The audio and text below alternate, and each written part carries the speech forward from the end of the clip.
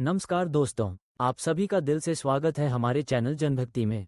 आज के हमारे इस वीडियो में हम आपके लिए अमावस्या माता की कहानी लेकर आए हैं।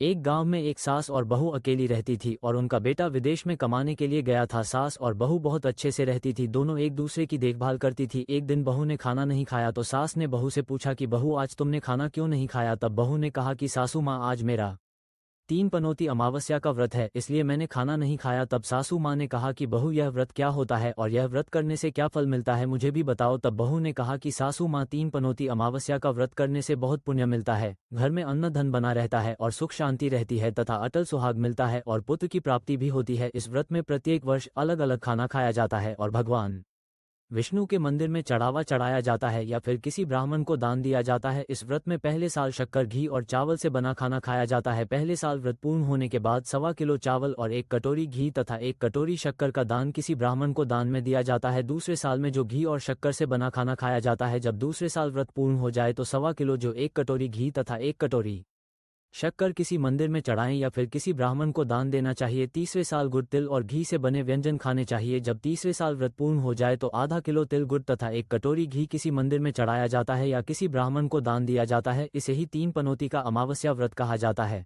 फिर बहू ने सास से कहा, इस व्रत का अगर संकल्प लेते हैं तो इसे पूरा करना जरूरी होता है, अगर पूरा नहीं कर सकते तो सास बहू में झगड़ा और घर में अशांति आती है। तब सासू माँ ने कहा कि मेरी तो उम्र हो गई है, लेकिन तुम यह व्रत करो, और बहू ने व्रत करना शुरू कर दिया।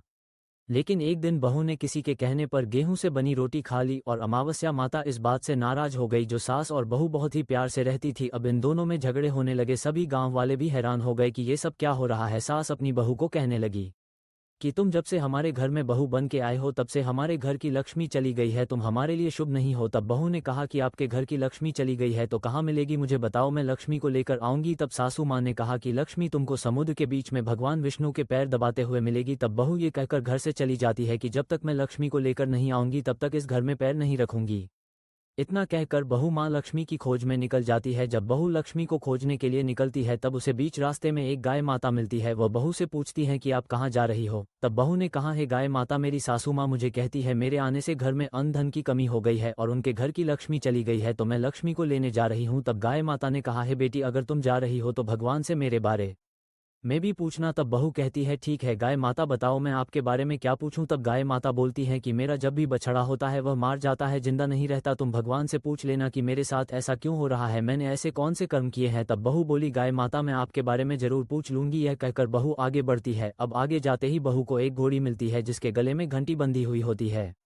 घोड़ी ने भी कहा कि बेटी, तुम मेरे दुख का निवारण भगवान से भी पूछना। तब बहू ने कहा, जरूर पूछ लूंगी। यह सब कहकर बहू आगे बढ़ती है। आगे जाते ही बहू को एक अंधा और बहरा बुजुर्ग मिलता है। वह भी बहू से अपनी समस्या भगवान से पूछने के लिए कहता है। तब बहू उसकी समस्या भी भगवान से पूछने की कहकर आगे बढ़ती है। आगे जाते ही बहू को एक बुद्धि औरत मिलती है जो हाथ और पैर से अपाहित होती है। वह भी बहू को अपनी समस्या पूछने के लिए भगवान से कहती है। तब बहू उसकी समस्या को भी पूछने के लिए तैयार हो जाती है और आगे बढ़ती है। आगे जाते ही बहुत थक जाती है और एक आम के पेड़ के नीचे बैठ जाती है। तब आम का पेड़ खुश होकर बहू से पूछता है कि बेटी, तुम कहाँ से आई और कहाँ जा रही हो? तब बहू बताती है वह लक्ष्मी को लेने जा रही है। तब पेड़ भी अपनी समस्या भगवान को पूछने के लिए कहते हैं और कहता है कि मेरे पेड़ पर लगे आम खट्टे ही क्यों होते हैं, इस बारे में भगवान को जरूर पूछना। तब बहू उसकी समस्या लेकर आगे बढ़ती है। आगे जाते ही बहू को एक तलाई मिलती है। वह भी बहू को बताती है कि तुम भगवान से पूछना कि मेरी तलाई का पानी इतना मैला क्यों है, कोई भी इसे नहीं पीता है। तब बहू कहती है, जरूर पूछ लूंगी, और यह कहकर बहू आगे बढ़ जाती है। बहुत दिन जंगल में चलते चलते बहू थक जाती है। उसे भूख भी लगी होती है, लेकिन खाने को नहीं मिलने से वह थक जाती है और जंगल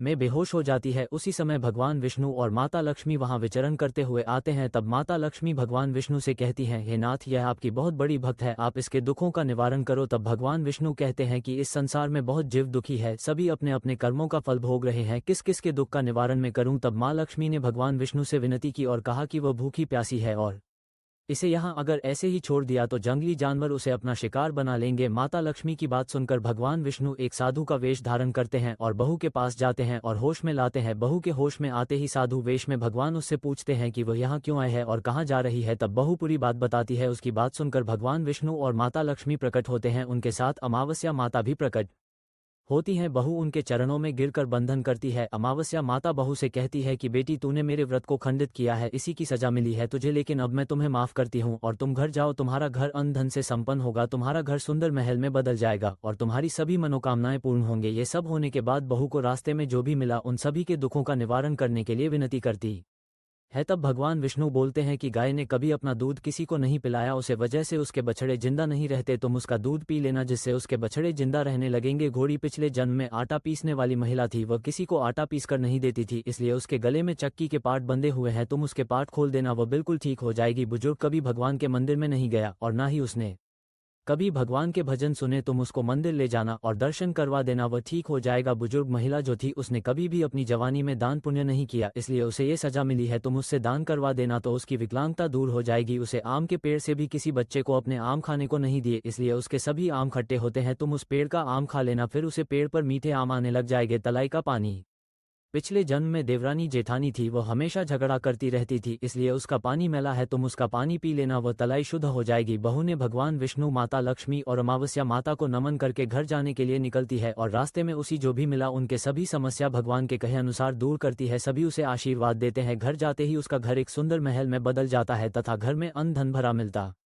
है। अब बहू सासू माँ से कहती है, सासू माँ आपने सच कहा था कि आपके लिए मैं शुभ नहीं हूँ, मेरे जाने से ही आपके घर में लक्ष्मी आई, अब आप यहाँ रहो, मैं मरने जा रही हूँ। तब सासू मैंने कहा है बेटी ये सब तुम्हारे अमावस्या व्रत करने का फल है जो हमें मिला है, तुम यहाँ पर ही रहोगी, कहीं नहीं जाओगी। और सास बहू खुशी खुशी अपने घर में रहने लगी। एक दिन उसका बेटा भी विदेश से लौट रहा था और घर में ये सब देखा तो उसकी माँ ने सब बात बता दी और इस तरह माँ बेटा और बहू अपने घर में खुशी खुशी रहने लगी। जय हो अमावस्या माता की। तो दोस्तों ये थी अमावस्या माता की कहानी। कैसी लगी आपको आज की हमारी यह कहानी? ऐसी और कहानियों के लिए हमारे चैनल जनभक्ति को सब्सक्राइब करें। धन्यवाद।